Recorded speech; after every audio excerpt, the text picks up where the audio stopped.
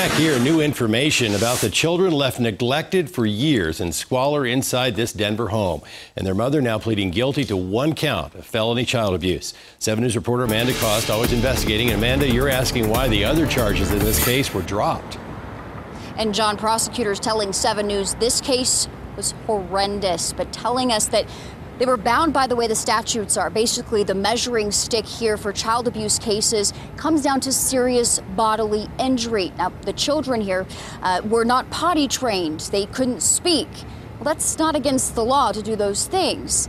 In this case, though, they're saying that they looked at this and this was the best possible outcome they could have for this mother. Inside this building, the apartment, where 4 young boys were rescued from their parents, Wayne Sperling and Lorinda Bailey. Back in 2009, both pleaded guilty to misdemeanor child abuse. 4 years later, filthy conditions, feces, flies everywhere. The children, ages 2 through 6, communicating with grunts, unable to use words to explain the bruises on their malnourished bodies. The script isn't written. They can get help, but it's hard to imagine that without major intervention that they have much potential. Long-term cascading effects of neglect.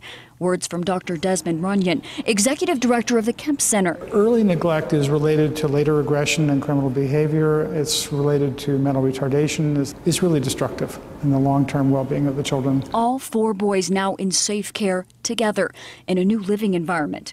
A protective order keeping Sperling and Bailey out of the children's lives. No contact allowed. Today, Bailey pleading guilty to felony child abuse. The other charges dropped.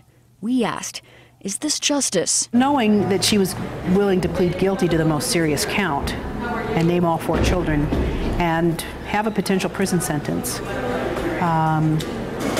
when all of those things were taken into consideration made the most sense, and indeed we thought was justice. It's about the kids. Changing and prosecuting the parents isn't going to make those kids any better.